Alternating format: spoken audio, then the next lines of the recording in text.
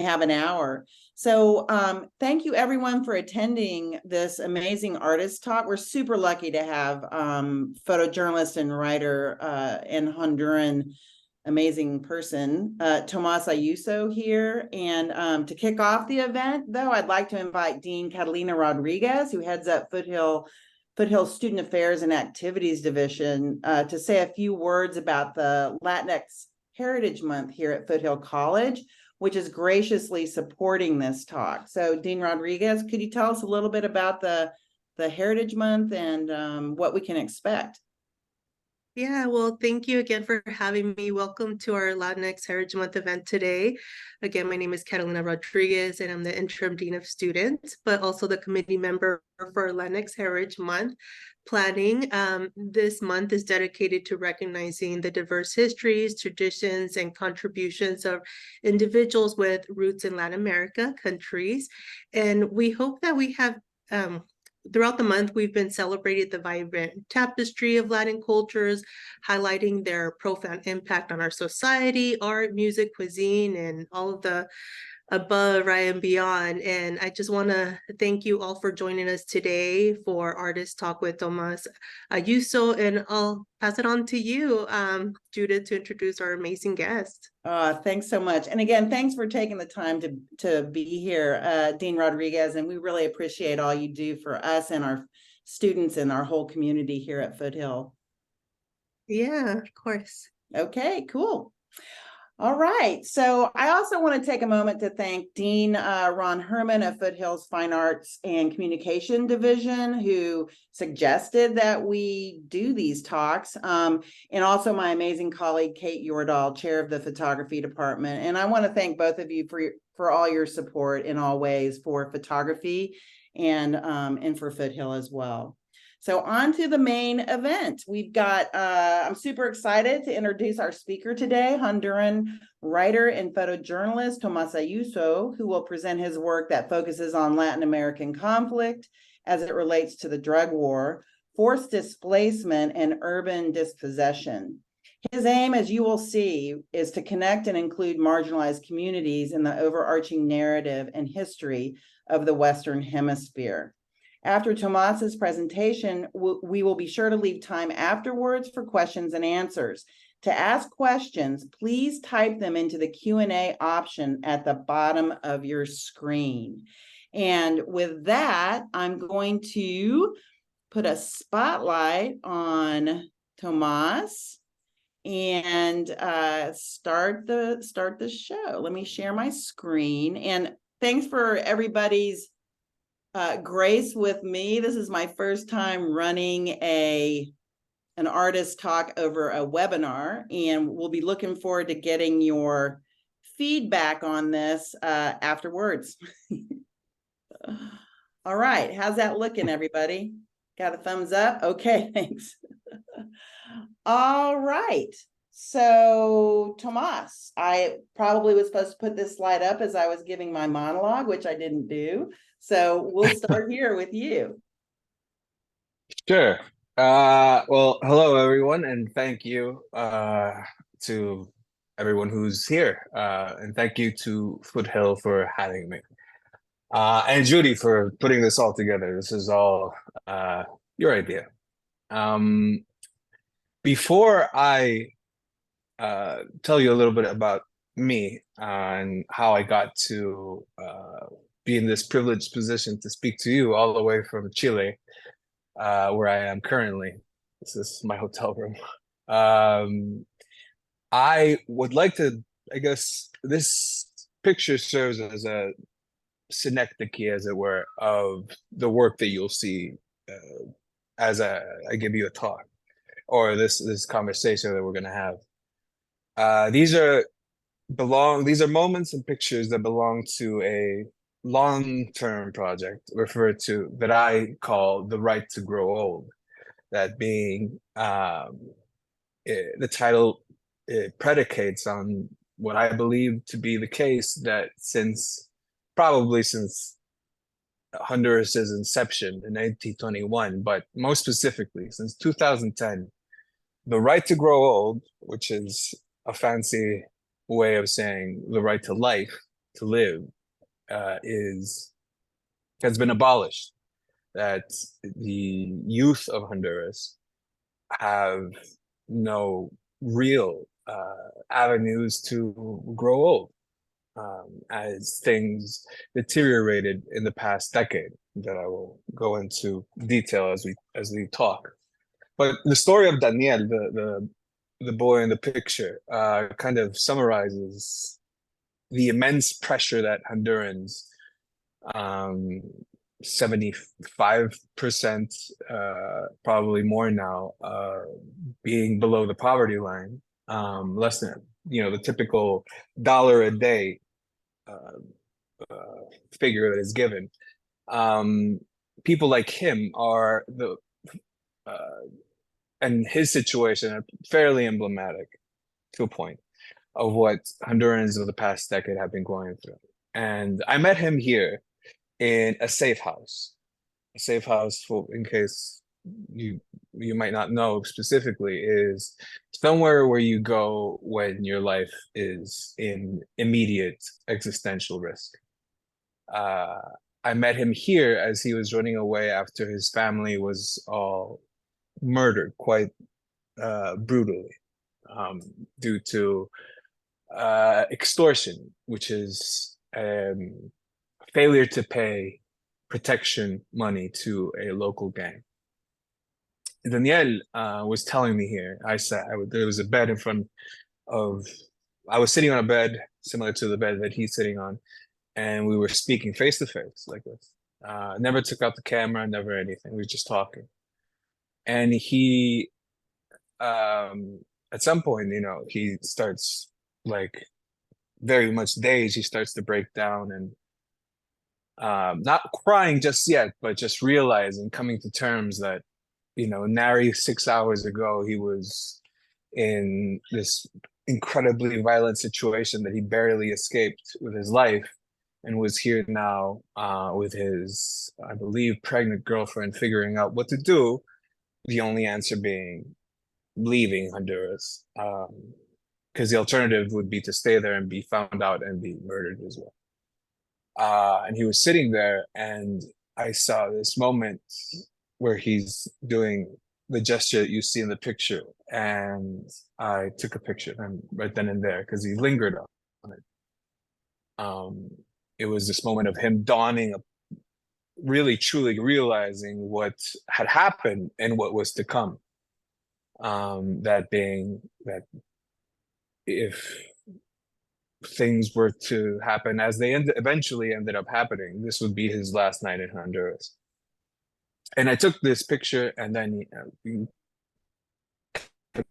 talking for a little bit, and then he said, "Can I see the picture?" And I showed him, and he touched his eyes and saw how sunken they were and how gaunt he looked, and he said, I can't believe it. Like, it's like the stress that had been accumulating for so long, he had just simply not seen himself in the mirror, since this wasn't the thing. The violence that happened just didn't happen that day. It had been increasingly gotten worse throughout his time, through the previous month or so. And when I asked him, "How do you feel?" A genuine question after he saw his picture, and he laughed. I said, "Why?" He laughed. He stuttered a little bit, and he said, "No, I can't remember the last time anyone's asked me that." And that's when he broke down. And with that in mind, what I'm going to focus on and talking to you right now is how displacement is at the same time a last resort, but it is also an act of defiance to not relinquish their right to grow old. But it is also a accumulation of traumas. It is not one day traumas, hardships, pressures, all manner of things. It isn't just a one day I'm leaving. It's it accumulates over time until you're left with no choice. So that's just a little I guess, summary of what I'll be focusing on in this set of pictures. But before we go on, this is, or as we go on and see the section of pictures here, I'll tell you how I got into photography. This is Tegucigalpa, where I'm from, by the way. I wasn't originally a journalist. I was got my master's in New York, which is where I have this fancy accent, in conflict analysis, specifically regarding arms trafficking and monitoring that, and also conflict resolution. Since if anyone in the audience or people who are watching this knows that change in our country seldom comes from within. Unfortunately, it comes due to great pressure from the outside, for better or worse. So my reasoning was, if I could, naively perhaps, but if I can exert pressure somehow by showing the consequences, I could hopefully the government could change, seeing as one of the pressures that it is exerted upon people is as a result of corruption. You can keep going, Okay. Judy. And then my interest in all that, coming from, relative to Honduras, a very privileged background, was that I was my family is a result of our own displacement. So I grew up with like a child of displaced people, rather. I grew up always with my eyes elsewhere, and not just confined to Honduras. It was thinking about all the stories I would hear from my grandmother and my mother, and also and until eventually that resulted in me growing up and seeing how Honduras was changing, as far as going from a country that was, as an academic once told me, a pole of attraction, meaning that it would get immigrants from all over the world, much like the US, to a pole of expulsion. That polar reversal, if you will, happened when I was a teenager. So long story short, I had to come back to Honduras, and in Honduras there isn't much need for a conflict analyst. So I said, why not? I was told that I could weave a good yarn, so I said, why not tell stories through text? And no one paid attention to me, as I would send my pitches to American media. Why would they? And while I was doing this, I saw that how Western media was portraying Honduras. This is around 2013, 2014. And Western media, specifically from the North Atlantic, would portray Honduras as this place where you would extremely grotesque titles of, said, like, I'm being a bit farcical, but or rather hyperbolic, but it was things like, in the streets of Tegucigalpa, bones crunch as you walk through the streets. Just grotesque. No nuance, no anything. And in the way of like reality, even in the most places where all the violence was taking place, I could see that that's not, they were in the process of covering what we were seeing on the streets, because of course we could feel it in Honduras. The humanity was gone. The specificity of being Honduran was not relevant. It was for the photographers and writers who were coming to Honduras from abroad. It was just sensationalizing. Show me the bloodiest and the worst and the superlative, et cetera, et cetera. So I said, enough of that. I am culturally, for better or worse, American enough that I can bridge these two worlds. And at least in my understanding, I'm leaning on my academic past, that articles eventually become canon or enter the canon and eventually the canon becomes the history, and then it becomes the established truth of a country. And I felt that, at least in English, which, you know, being the lingua franca of the day, it should not be that. There should at least be one voice that is Honduran. And that's where I got started. So I stole my sister's camera, and out I went. And somehow people liked the pictures, and it ended up leading me here. And here, these images that you've seen is just as a sequence of climate change as it's happening in Honduras, which is another one of these pressures that it's being applied to people like Daniel. This is in the middle of one of a neighborhood, actually not that far from where Daniel's safe house was. And these are just causing displacement, as is happening in most of countries near or on the equator, with the climate catastrophe as it escalates. But one of the other reasons, if you can go to the next one, Judy, is well, as to why Honduras is in the situation as it is the fact that we are right precisely in the middle of the northbound cocaine trade from northern South America, Colombia, Venezuela, and Bolivia being the strong producers and traffickers. Honduras serves as a waypoint. And here, if you see in the image to the left, that is a runway used by traffickers, where they stop from South America, unload the product, and then walk to the beach and load up these semi-submersibles that go up and continue a trek either to Europe or to the United States. And with of course, going to America, since it is the most the significant market for drugs of all kinds. But as far as it concerns Honduras, cocaine being the what's the word?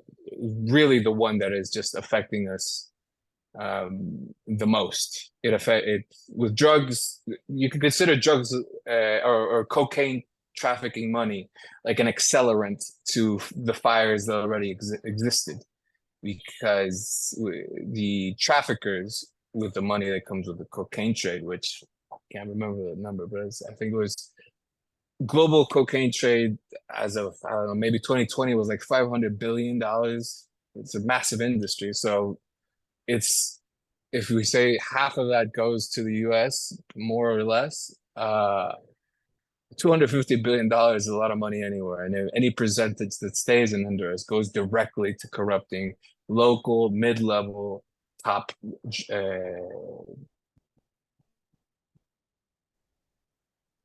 officials, as well as security forces, as you will see in the scenes that are soon to come.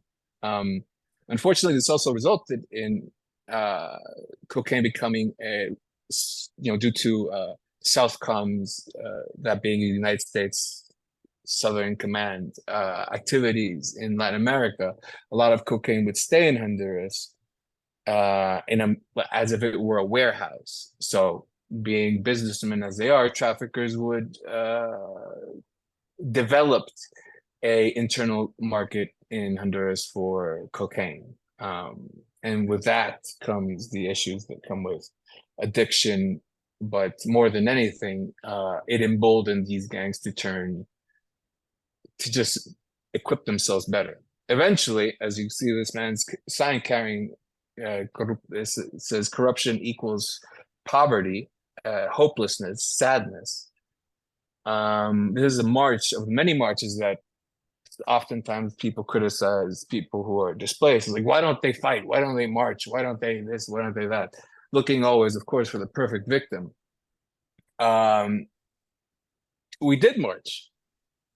And if you keep going, Judy, we marched against this man who currently sits in a cell in Manhattan's 10th district underground as he was extradited after it being revealed that he had completely morphed and mutilated the state to become fashion the state into a cartel of his own.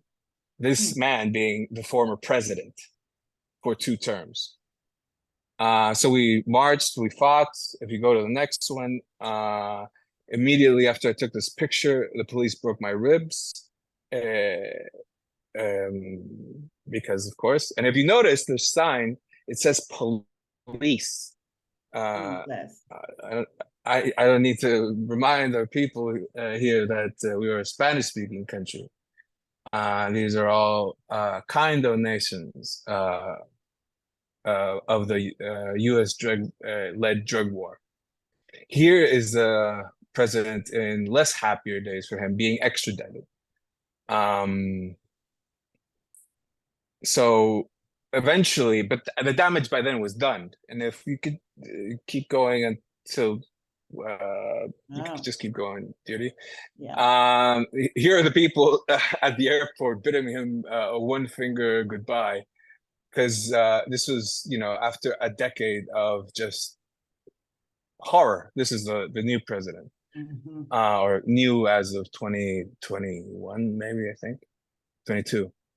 And there was like a sense of relief, but unfortunately, you cannot undo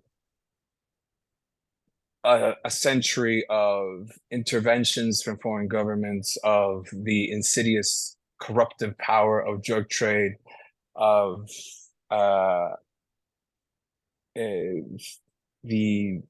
and ultimately what ended up happening, and what I'm going to talk about now, is the normalization of both violence and the normalization of displacement, migration, as an alternative to staying in the country. People are dumb, people, you don't need whatever degree to want to survive, want for your kids to have not go to bed with an empty stomach.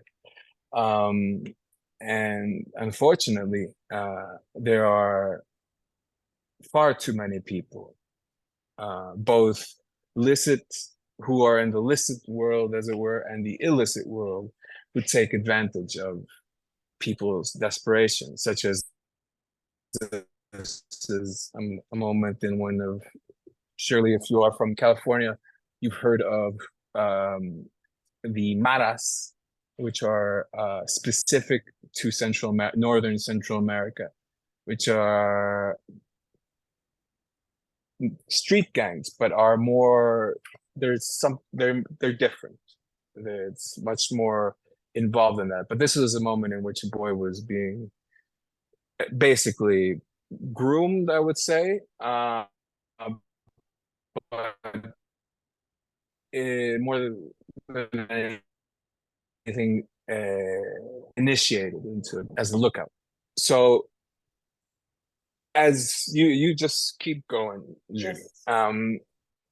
So from 2010 to 20 till now, children were forced or would have 3 options: either to be forced into these groups, sometimes by force and sometimes by, hey, are you hungry? Yes. Well, do you want to not be hungry? Yes. Well, how about you tell us when the cops come around? And that would be the process into joining a gang. And at the same time, there was like a race to the bottom between the 2 rival groups, main rival groups, as to who could be the most violent. In 2014, if you remember the unaccompanied minor crisis during the Obama administration, it all started because one of these groups in one of these neighborhoods went after children and did what I refer to as performative executions, meaning that they would kill someone in to a degree in which their maimed, mutilated, and desecrated bodies would be placed in a very public place, so that people could see and send horror down people's spines fully. And it that's when it all triggered. People saw police can't protect us. Police are joining these groups because they can afford to corrupt them. Why am I going to stay here? Like, say in this image, the police looking at one of these examples that of course I chose not to show, because what value does it have for you to have in your head the site that was before us then? And if you keep going, all these things happening at the same time, it just I started noticing, or this boy Juan, I still remember his name. He was shot by the police. Somehow they believe that he was doing something criminal. He was 6. And at the time he was missing, well, I don't want to get into these morbid details, but he was not whole. But no, that's good. You can stay on the next one. But They're so amazing. I could just keep looking at them for hours. So sorry if I'm like thank you. But you don't need to see scars physically to see, as this girl, Genesis, the scars that she's carrying from living in places like these.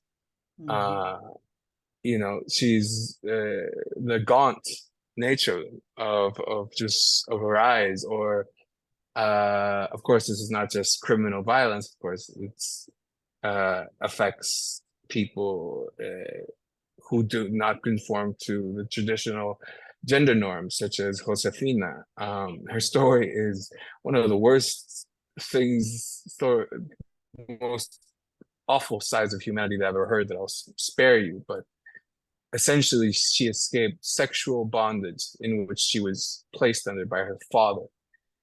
And I met her in Mexico. She was beyond traumatized. And that day was the day she was, she really didn't speak to men because of what she had lived through. And that day, for some reason, she opened up to me. Was the day that one of the girls who was assisting at the migrant shelter painted her nails and put the flowers on her head and put her lipstick on. Well, she put lipstick on herself because she wanted to try. And I remember her, and I had met, you know, in all these cases, I tend, my practice, as it were, is to ask people, even before cameras even out of my bag, just to ask people how they feel, you know, because, you know, me being a journalist, maybe secondary to the fact that I'm a person and so are they. So I asked them, how are you doing? How you feel? And she said, I feel beautiful. I've never felt this way before. And I asked, what is your hope? What is your dreams? What do you want from life? And she said, I just want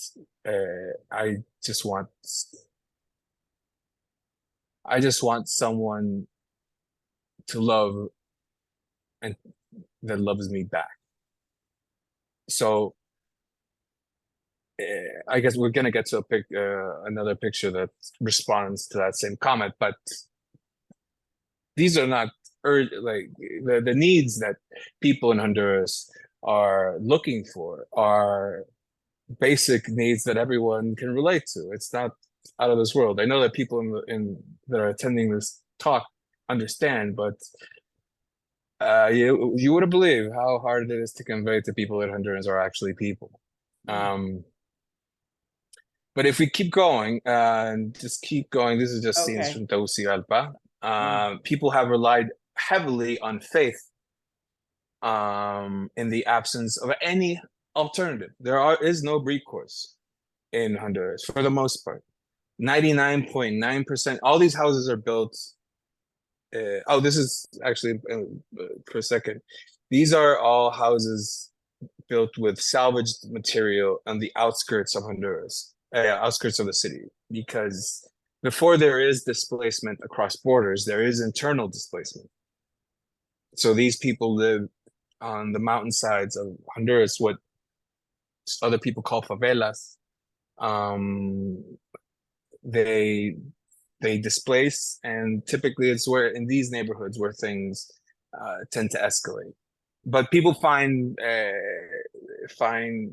the only recourse in their faith.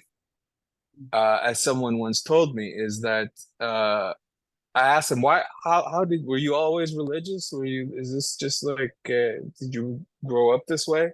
Honduras being very religiously traditional, very pious as a population, I'd say. I asked them, where did this all come from, to this one person, and they said, well, my hope is that in the next life, things will be more fair. So, and this is a sentiment I've heard far more many times that I could number. The gist being that they've given up on what's happening on this life. They know that their life is going to be not exactly Hobbesian, but will be difficult. And the hope is that once they die, that in the next life there will be a real life, which is, of course, heartbreaking. And this is accumulated in this next sequence. You can see this accumulation of all these three things happening at the same time. That migration isn't the answer either for many people, because the migrant trail, that being the road people take from Honduras to the United States, is so fraught with dangers of every kind. Unfortunately, more often than not, being man-made. This is all man-made. Outside of the climate catastrophe, it's all man-made crisis. But if you go to the next one, there's this woman whose husband was disappeared, which is one of the worst words that exists in any language. Disappeared, in case there's people who don't know, disappeared is when someone simply disappears you and either kills you or kidnaps you or whatever. But the people, their loved ones on their end, they don't know whether they're alive or dead. They just know that they're disappeared. It's a term actually that started here in Chile, where I'm at, during the Pinochet regime. Desaparecido. So this woman's holding on to his shirt of her husband, the last thing she has of him. And for her, this is her succor, this is her relief. But in this story of this woman whose name escapes me at the moment, I met her daughter. If you go to the next slide, and her daughter, and this is in one of these neighborhoods that I told you that is made out of these salvaged materials. I asked the daughter, how you doing? How you feeling? And she was very direct in saying, I don't know what the I guess she was at suicidal ideas on account of not eating, able to go to school, because of conditions in which her mother being traumatized and stuck with, this is my husband alive or dead? I don't want to leave the house, because come in, knock, and he'll be there, even though she may or may not assume that he's gone. Her daughter would lay, and I'm sorry this is all down, but this is what is happening on the ground in Honduras. If you go to the next couple of sequences or images, it is Gabriella is her name. Beautiful. she is Go back here. Sorry. doing better now. Mhm. But if we go to the next one, this is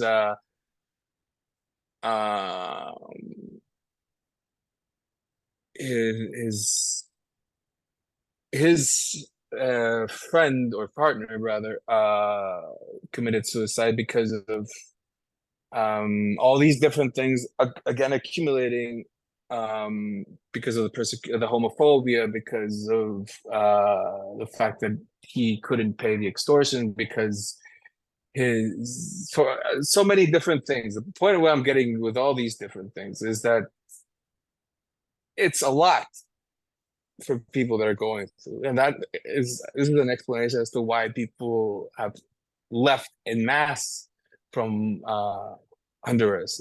I mean, and it hasn't slowed down from 2009 until now. And the issue is that kids are seeing this, they're absorbing it. So it's not like you can break the cycle now. Honduras is a deeply traumatized society. This is his sister. This is the first time that she walked into the room where William took his life. And of course, it was an incredibly emotional time, but she wanted to do it because she felt like it would bring her some sort of closeness to her, but rather, of course, it was the flood of emotions. Running out of time here, don't want to linger on so much awful things. Like, for instance, these kids were watching the what do you call it? The ambulance taking several victims of of a massacre that had happened earlier. Do you want me to keep going? And just rolling through? yes. Okay. Well, and yes. well, yes. Here, if you stop here, I and all this, I asked this man, who was a very infamous, very good at his job. I asked him, why did you do this? What draws you to do this? And he said, it's the short version. He said, it's just a job. But if I kept asking, and he was one of these kids, he saw his father be butchered in front of him, and no one was there for him except a very dirty cop who was very happy to hire him to help him extrajudiciously get rid of like criminals that he couldn't deal with otherwise. And it just escalates from there. It's all ends up being intertwined. But if you can go like somewhat quickly over the next few slides over here, these are all images of people who have been disappeared, both within Honduras and outside of Wow. dating back to the mid-90s to present. And there is no number for these disappeared people, but it is, at the time I took these pictures, there's well over 20,000 cases that are registered, but the likelihood of them being a lot more is guaranteed. People don't report out of fear. And this, if we go, these are people, I guess I spoke a bit too much, but if you go over these are the faces of people who are left behind, wondering whether the family, their kin is still alive or not. And they all have the same expression that can't be explained other than haunting.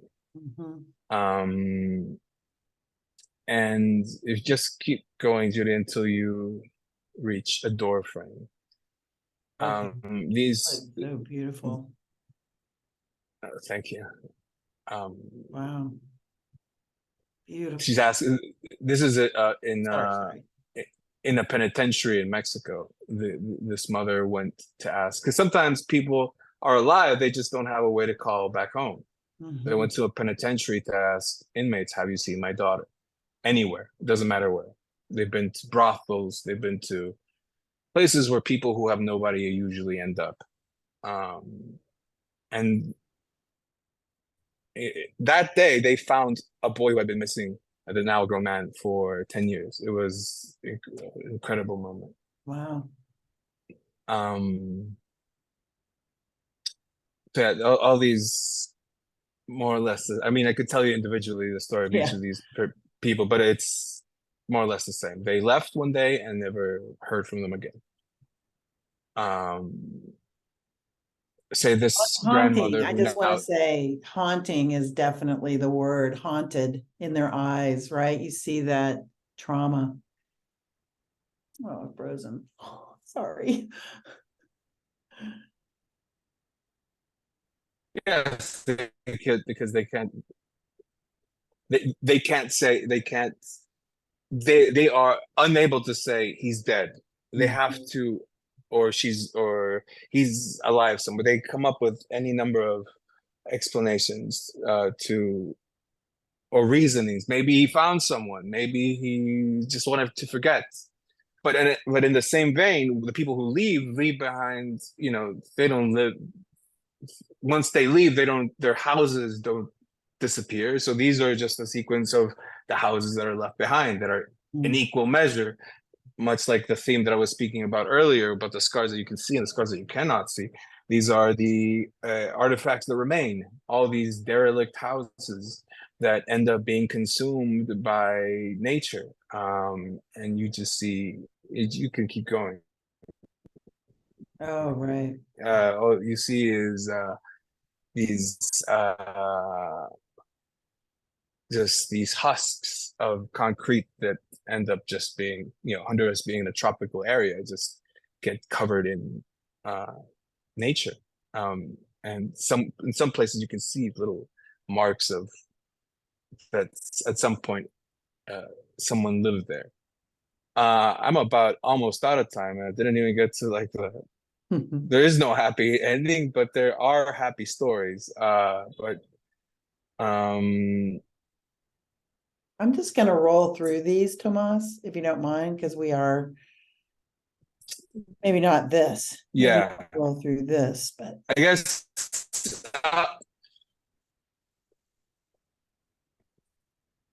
trying to say with all this, other than things that you may or may not have known, is that this is, I guess, my the conclusions that I've drawn after seeing the worst of humanity and also the best of humanity amid the most desperate moments, desperate conditions that people can live through, is that we are, as a people, both Hondurans and otherwise, are as complex, as motivated by contradictory things as can be. And what matters the most is that everyone is in a singular pursuit. I believe this is universal towards having the right to a dignified life and to be able to love and be loved. This might sound trite and corny, but I speak with people for a living, even these boys that unfortunately I won't get a chance to get to talk about them, which is why they're included. It's not just to show kids with guns, but right. Him specifically. He became a child soldier because his childhood was taken away from him when he saw his father, who was shot over 30 times in front of him. And he said, I know my life is destroyed, but I want to destroy everything with it, and the pain in his eyes, like the vest barely fits him, the gun weighs more than him, but he knows that no one cares about him, and he knows that there is no one's gonna save him. So he's happy, not happy. He will tear down everything on his way with him. You know what? I'll stay there. This is a good way to end. Um, and this is the crux of the dilemma of the Honduran situation is as follows. This man, I met him on the steps right before he was gonna get inside of a cargo container, hidden underneath bags of rice and or stuff to be smuggled away from Honduras. And he looked, fit and healthy, and not usually what you associate with people who migrate. As far as like their outward appearance, I suppose. I asked him, where you come from? I'm coming from this very rural area. Oh, what are you doing in the city? Well, I tried to look for work. Nothing happened, because there is no work, there is no anything. This is like the more economic side of displacement. So I asked, so why are you leaving? Because I cannot feed my daughter. And the whole time he was fidgeting with the phone that was off, and he breaks down and starts crying. And I asked him, well, do they know you're leaving? And he said, no, that's why my phone's off. I said, well, damn, I think maybe you should, don't you want to tell them that you're leaving? No, because if I tell them, I'm going to go back home right now. I don't want to go. I shouldn't have to do this. I love them. If I hear my daughter's voice or my wife's voice, I'll have to go back right now. So I'm keeping the phone off, and I'll call them when I'm in Mexico. I gave him my number, and we stayed in touch up until a certain moment when his phone never turned on again. And there are many of these circumstances that I carry with me, and it is difficult for me to talk about it, but these people shouldn't have to go through this. These people, since it is a man-made crisis or sequence of crises that are happening at the same time, it shouldn't be this way. And their stories should be told, and their humanity should not be taken away from them, or their dignity should not be taken of them, neither in life nor in death, and especially not at the expense of a picture for a newspaper or anything else.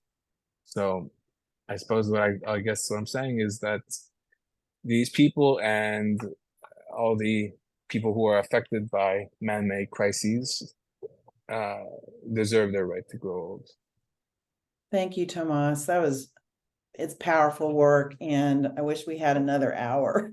I think we could have stayed another hour listening to you and looking at this beautiful work.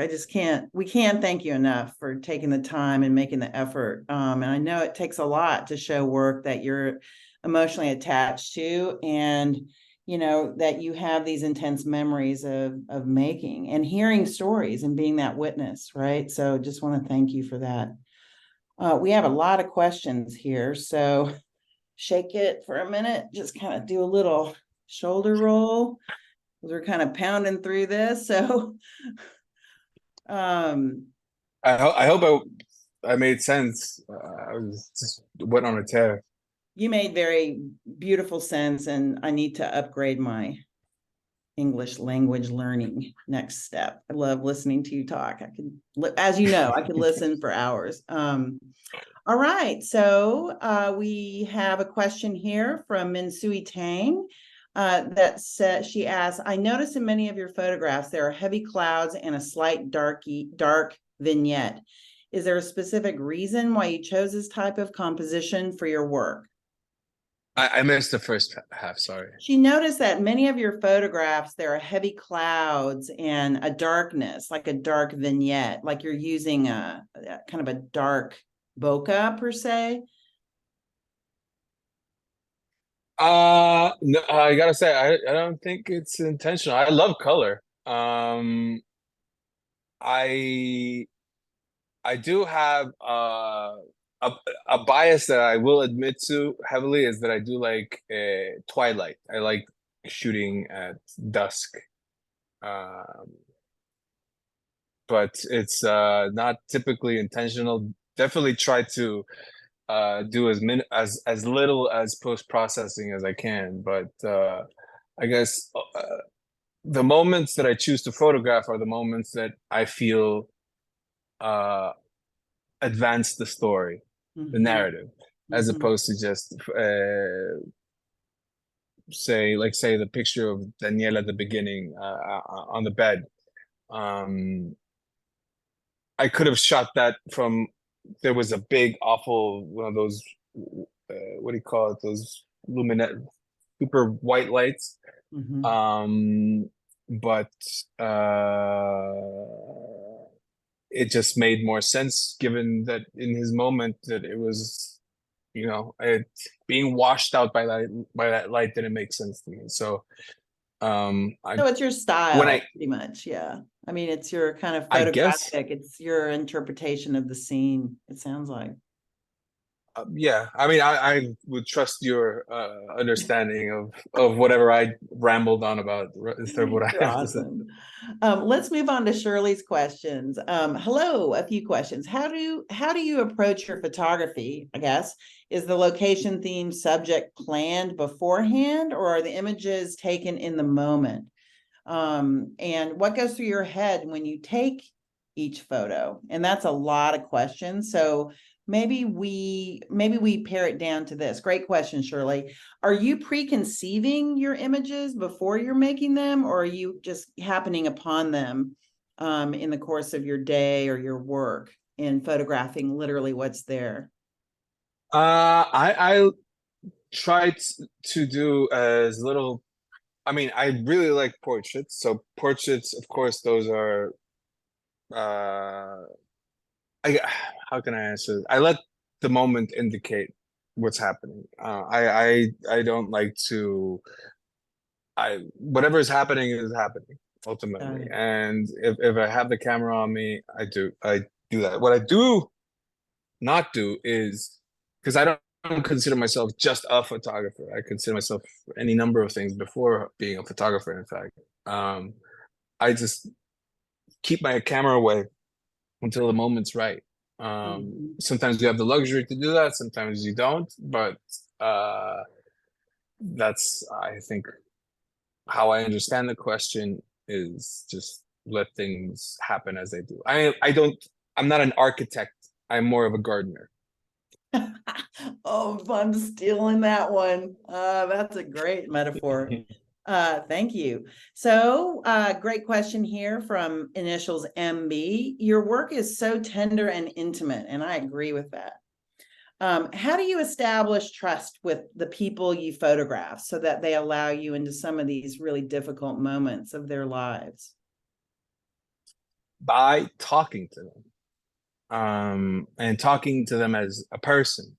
I guess there's a degree of just having, and I am a journalist, I am a photographer, I am this and that, but I want them to understand that, and I try to convey as quickly as I can and sincerely as I can, because it is how I feel, that I am there to hear their story. I'm not there to take their most traumatic moment and then you'll never hear from me again. I establish a relationship, even if it's just brief, that I recognize you as a person. I understand that you're going through this awful time. Would you like to tell me this about it? Would you? That's why I asking people how they feel. I said earlier, is part of my practice, because it's just, if I don't understand how they're feeling in that moment, how am I even going to talk about what happened during the worst day of their lives and how that impacted them? Well, in the same vein, right? So a number of people have asked the questions about, how is this impacting your mental health and well-being? Like, what are you doing for self-care? Are you thinking about, post-traumatic stress and managing that? Like, are you thinking about things like this? Because when I was doing this, I was not, and I wish that I had been, but yeah, it's a great question. And again, we've gotten this from a number of different people. So, well, no, yes, I I had a way of managing it. I mean, the like I had a how can I say this? I thought I had the tools necessary to deal with seeing all these different things. Like the mental health tools. Mhm. And ultimately, I did until they stopped working, and I had a kind of like a mental health, like I don't know what the correct nomenclature would be, but this is not the correct one. But I guess I snapped one day. Just like it all fell down on me, like all these horrible things I had seen, Yeah. things that had happened to me, just like poured down. Mhm. And I was officially diagnosed as someone who has a version of post-traumatic stress. Mhm. And you know, I I have my methods. I mean, I do. Everyone has to find what works for them. Before I to pay for school, I was a cook in New York, so like I just do these. I cook for people. I and I'm happy. I do things that are as far away as possible from whatever that has to do with the subject matter of the work. But and sometimes, but at the same time, and I have to admit this, at least for me, with the empathy that I was born with, or I developed, or however that works, it's impossible to turn it off. Um, and I don't know if you can divorce that exactly from your mental health. So it's it's necessary, but at the same time, it's for me at least as hard to do, to just purely take care of myself. But I do have my ways to not get to the point I got to in 2020 at the beginning before COVID. So yes, I take care of myself. Um, been through therapy. Was in therapy until I started traveling again. And it is something I'm conscious about because I've seen too many people um, have unfortunate situations, colleagues that develop unfortunate habits and worse because Mhm. of they refuse to treat themselves, as I'm sure you might have similar experiences, Judy. Yeah, I'm really thankful that that's changing now, just with education and the movement of time. Well, I think, and that means that actually is a unfortunate segue into that we're out of time. Again, I should have planned this for 2 hours. I'm sorry. And I would love to sometime invite you back. We had a number of different questions. I think I got some of them answered, not all of them. So I apologize if we didn't get to your question. Thank you all for attending. If you're interested in checking out Tomas's work, I highly recommend that you follow him on Instagram, and that would be at Tomas, Tomas _Ayuso. Ayuso. Just a And beautiful. if I didn't answer your question and you wanted answered, just DM me there. I'll answer happily. Oh, you're the best.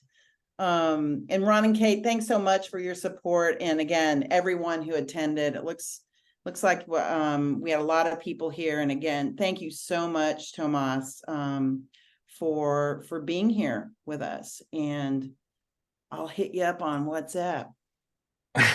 Great. Thank you everyone for coming, and I hope it was of some use to someone else there. Thank you so much. Bye, everybody. Bye.